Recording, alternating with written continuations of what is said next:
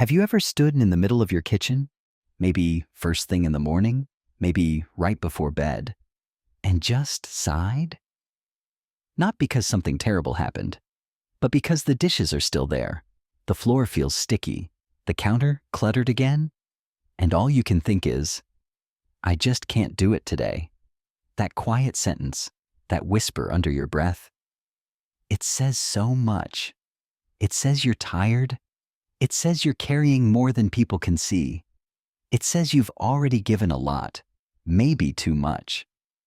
And now the home, the space that once wrapped you in comfort, starts to feel like a list of tasks, undone, unending. But you're not alone, truly.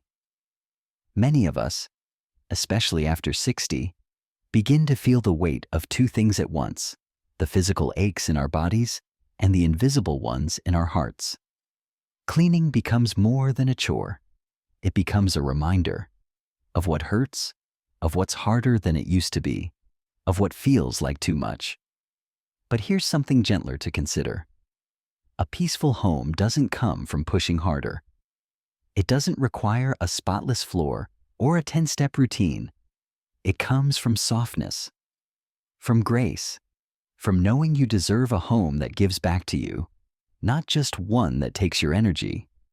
So today, I'm not here to give you a checklist. I'm not here to talk about bleach or mops or scrubbing your baseboards.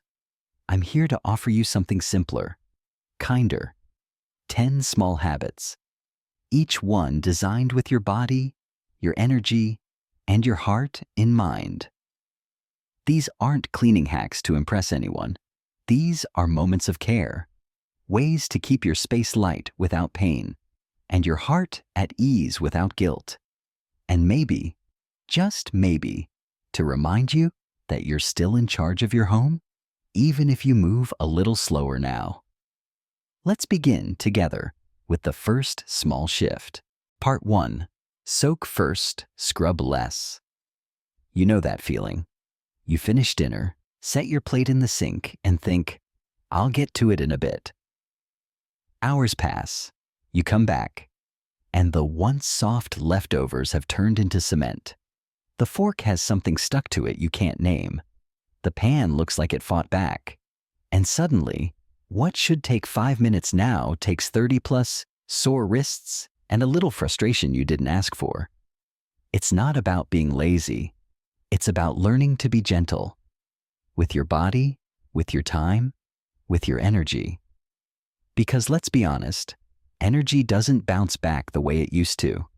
Not after a long day. Not after a long life. And the hands that once cleaned up after toddlers, hosted family dinners, or wiped down sticky countertops, they've earned a softer approach. That's why this first habit isn't about working harder. It's about working with time. Keep a plastic basin, mixing bowl, or even a large pan in your sink. After you eat, gently place your dishes into warm, soapy water. Not to clean them now, but to give your future self a little relief. Let them soak for 30 minutes, for an hour, even overnight if you need to. Let the heat and soap break down what your hands no longer need to fight. Margaret, an 81-year-old widow in Idaho, told me she used to dread evenings, not for loneliness, but for dishes. She'd stand at the sink, scraping baked-on cheese from plates, wincing with every twist of her wrist. But now, she simply fills her basin, lets her plates soak while she drinks her tea, and washes up later with nothing but a soft sponge and a quiet sigh of relief. This is more than a cleaning tip. It's a small act of love. Not for the dish, but for you. For your joints. For your time. For your peace of mind. Because when you soak first, you're not just preparing the plate. You're protecting your energy. You're telling yourself, I don't have to push through pain to have a clean space. You're saying, I deserve ease. So tonight, after dinner, fill that basin. Let the dishes rest. Let your hands rest. Let time do what strength no longer needs to. You've already carried so much. Let the water carry this. Part 2. Use light bottles, not heavy hands. Have you ever stood in the kitchen, just trying to clean up a small spill, and found yourself locked in a quiet battle with a stubborn spray bottle? The trigger is stiff. The bottle is slippery. You squeeze, nothing. Try again. It sputters, then jams. And in that moment, what should have been a simple act of care becomes a chore that leaves your hand aching, your patience thinning. At this age, we've grown used to enduring certain discomforts. But cleaning your home should never be one of them.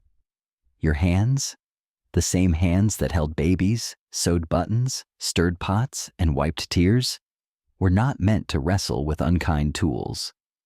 When we continue to use bottles that require strength we no longer have, we end up paying for it in pain. And pain is not the price of love. But here's a gentle change that can make a world of difference. Start transferring your cleaning products into smaller, lightweight spray bottles with soft triggers. These don't bite back. They don't require force. They respond with grace to the gentlest press of a finger. They're easier to hold, easier to control, and they don't spill when your grip is tired. Place one in the bathroom, one by the kitchen sink, maybe another tucked discreetly in your bedroom drawer. This way, you'll never have to carry a heavy bottle across the house again. You won't have to ask someone to help. You won't have to choose between a clean space and a sore wrist. John, a 73-year-old retiree, shared with me that he used to put off wiping counters because the bottle hurt his fingers. Now I've got one in every room, he said, smiling. It's like I gave my house and my hands a break. And if even the lightest bottle still feels like too much, that's okay. Pre-moistened cleaning wipes, natural sprays in misting bottles, or even a damp microfiber cloth can work wonders without wearing you down. The point is, your cleaning tools should never demand more than you can give. They should meet you where you are, quietly, gently, respectfully. Because this isn't just about convenience. It's about honoring what your body has carried and making space for ease. Ease doesn't mean laziness. It means wisdom. It means letting your tools carry the load so you don't have to. And that, dear one, is not giving up control. It's taking it back. Part 3. Let microfiber do the work. Dust has a way of creeping in quietly. It settles on picture frames, on lamp bases, on shelves filled with books you love but haven't opened in a while. And somehow, no matter how often you wipe it away, it always seems to return. Like a visitor who never quite gets the message. But here's the truth. Maybe it's not you. Maybe it's your cloth. Feather dusters may look fancy, but they simply move the mess around. Old rags can leave streaks. And paper towels? Wasteful, thin, and often rough on surfaces you've cared for lovingly over the years. What if there was something better? Something softer, smarter, and kinder to your hands and your home? That's where microfiber comes in. A good microfiber cloth doesn't just sweep dust. It holds it. It gathers those invisible particles like memory, keeping them close until you're ready to wash them away. With just a light sweep, you'll feel the surface turn smooth, as if exhaling. You won't need to press hard. You won't need to repeat the motion again and again. And you certainly won't need to reach for a harsh chemical to finish the job. For the high places, ceiling fan blades, the top of the fridge, the door frame that always gets forgotten, wrap a microfiber cloth around the end of a broomstick and fasten it with a rubber band. No climbing, no stretching, no unnecessary risk. Just reach, swipe, done. Helen, who turned 76 this spring, told me how her arthritis made dusting a dreaded task. But when she switched to microfiber, it felt like the cloth did all the thinking for me, she said. I just moved my hand gently, and the dust came with it. And here's a little trick. Slightly dampen the cloth before wiping. The moisture helps the fibers grab more. It also gives a fresh scent if you add a few drops of essential oil, maybe lavender or lemon. That way, you're not just cleaning a surface, you're lifting the room's mood. When you're done, rinse the cloth and toss it in the wash. No waste, no guilt. Just one tool doing more than its share of the work, like so many of us have done for years. Because cleaning at this stage in life shouldn't be about scrubbing harder. It should be about choosing better, choosing tools that respect your effort and your energy. And in that choice, you're not just keeping your home dust-free, you're keeping your dignity intact. Part 4. Clean with what's already in your kitchen. Sometimes the most powerful things are the simplest. A slice of lemon on a summer day, the scent of vinegar warming on the stove, or a soft shake of baking soda over something well-used and well-loved. You might be surprised to know your kitchen already holds some of the gentlest, most effective cleaning tools you could ever need. You don't need harsh sprays that sting the nose or leave behind fumes that linger longer than welcome. Especially not now, when your body asks for softness, not struggle. Lemon, vinegar, baking soda. These aren't just pantry staples. They're little reminders of care passed down through generations. My grandmother used vinegar to wipe down her counter every evening, not because she couldn't afford the store-bought sprays, but because she trusted what she understood. She trusted simplicity. Mix equal parts vinegar and water in a small bottle. Add a splash of lemon juice or a few peels for brightness and scent. That's your all-purpose cleaner, natural, effective, and safe for the hands that have held so much over the years. For greasy spots on the stove or baked-on messes in the oven, sprinkle baking soda. Let it sit, then wipe. No scrubbing war, just time doing what time does best, softening. It's not just about cleaning. It's about reclaiming that feeling of doing things your way, of remembering that wisdom doesn't come in fancy packaging. It often comes in a mason jar. So the next time you reach for a cleaner, ask yourself, what would bring more ease today?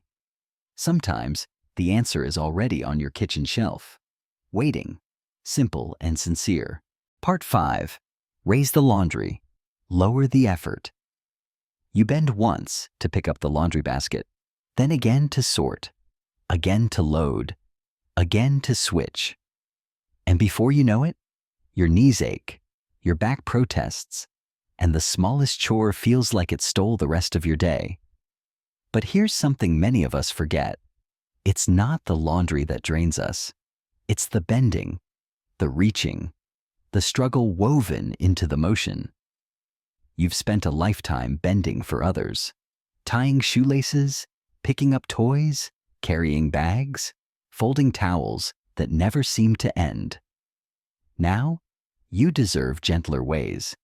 Start by bringing the baskets up to you, not the other way around. Waist-level hampers, placed on a bench or low table, mean no crouching, no reaching deep into a tub that pulls at your back. Pre-sort the clothes as you go. One bin for whites, one for colors, one for delicates. Label them if it helps. That way, laundry day begins organized, not overwhelmed. And when it's time to move things to the washer or dryer, don't carry. Roll. A simple laundry cart with smooth wheels and a steady handle changes everything. You glide rather than haul. You move through the task with ease, not exhaustion. Think of it this way. Every time you remove a bend, you restore a bit of energy. Every adjustment is a quiet act of self-respect. Laundry might still need doing, but you get to decide how you meet it, with tools that honor the strength you still carry and the care you deserve to feel while doing it. Because dignity doesn't come from doing it the hard way. It comes from knowing your worth and choosing ease when you can. Part 6. One mirror, one wipe, one win. There are days when even brushing your hair feels like a victory. When your body moves slower, your breath feels a little shorter, and the to-do list, sitting quietly in the back of your mind, feels heavier than it used to. On those days, the idea of cleaning the house is simply too much. But what if that wasn't the goal? What if, instead, the win was just one thing? One mirror, one wipe, one small act of intention. You don't have to polish the whole bathroom. You don't need a checklist. All you need is to pick one small surface: the mirror by the door, the side table where your morning tea rests, the bathroom sink that catches your reflection. Dampen a soft cloth. Wipe gently, no scrubbing. This isn't about effort, it's about care. With each movement, you're not just clearing dust, you're making space. A space that feels lighter, more loved, more like you. And when the light catches that surface just right, when the mirror shines back a little brighter, when the sink feels a touch more welcoming, something inside you shifts. You feel it, that quiet lift in your chest, that moment of, I did that. Because sometimes it isn't about transforming the whole room. Sometimes it's about finding your power in one clear patch of peace. And that, my friend, is more than enough.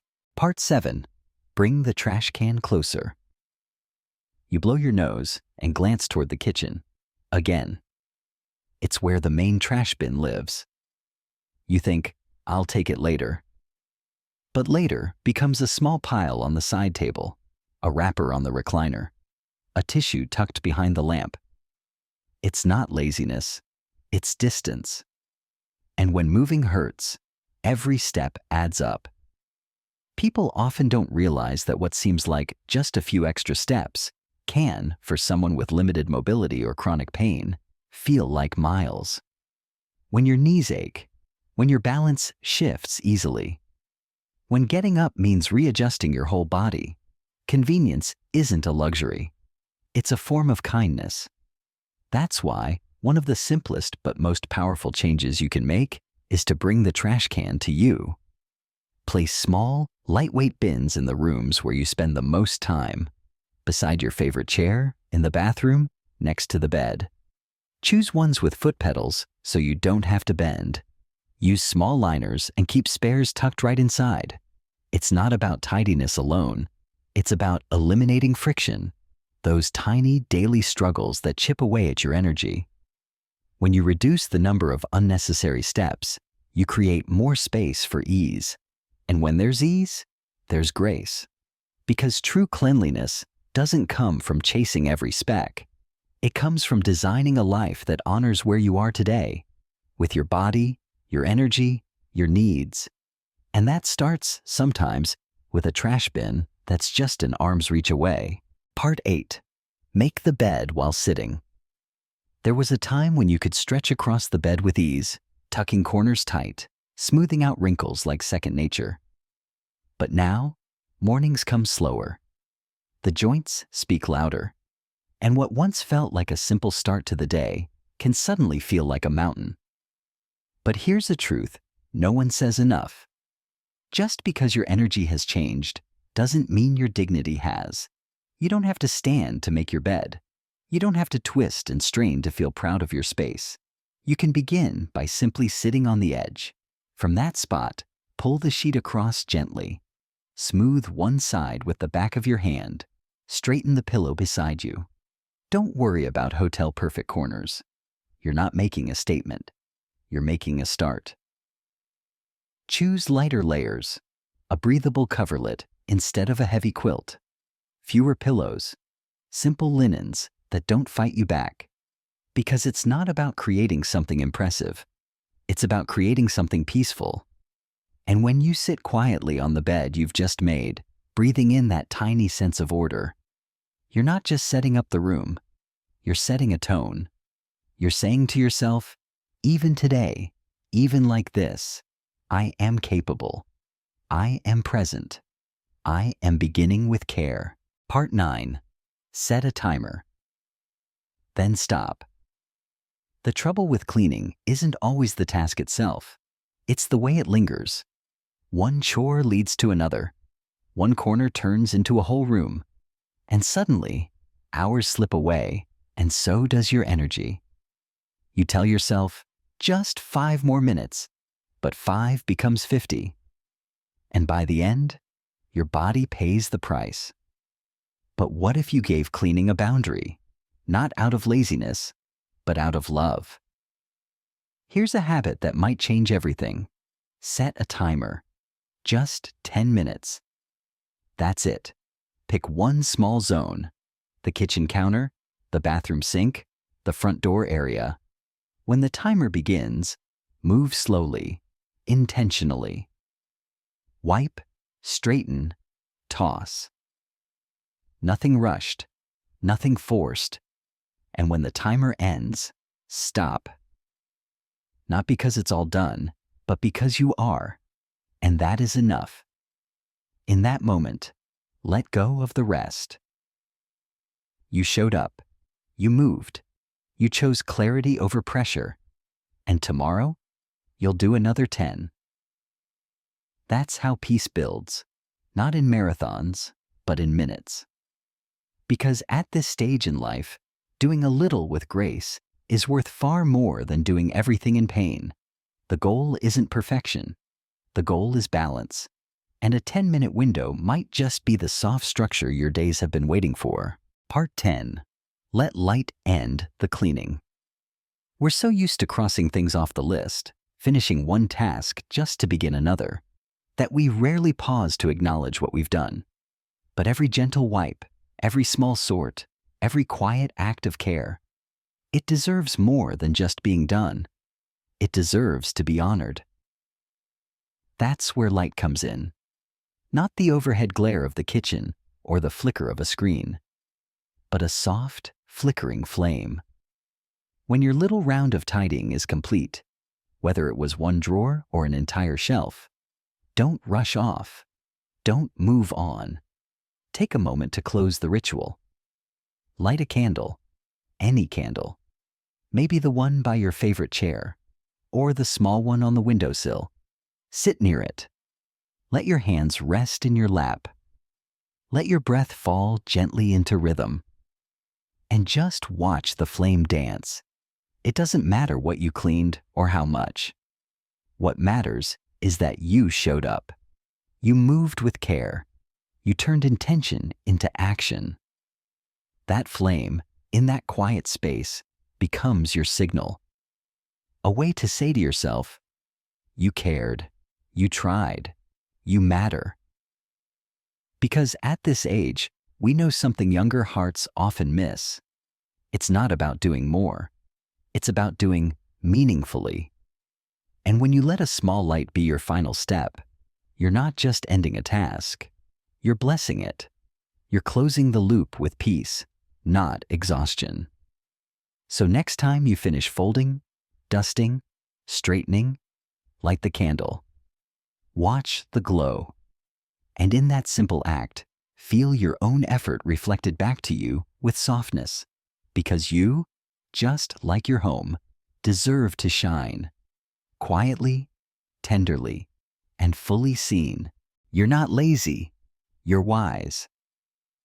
You've carried families, managed decades, held hands through storms, stayed up through nights, made meals, made holidays, made life soft for everyone else. Now, your energy is no longer endless. It's precious. Every step, every stretch, every ounce of movement comes with more thought than it used to. But that doesn't mean you're falling behind. It means you've earned the right to do things differently. These habits aren't about cutting corners. They're about lifting weight, not just from your shelves, but from your spirit. They say, I know what matters now, and I won't waste myself on strain when softness can do the same. You're not lazy. You're wise. So, which one called to you today? Was it the warm basin that greets your dishes with grace? The quiet candle that thanks you for trying? Or maybe just 10 simple minutes? Your pace, your rules, your rhythm. Tell me in the comments. Share the one habit you'll try first, or the one you already do without even realizing how meaningful it is. Because your story might just give someone else the permission to rest.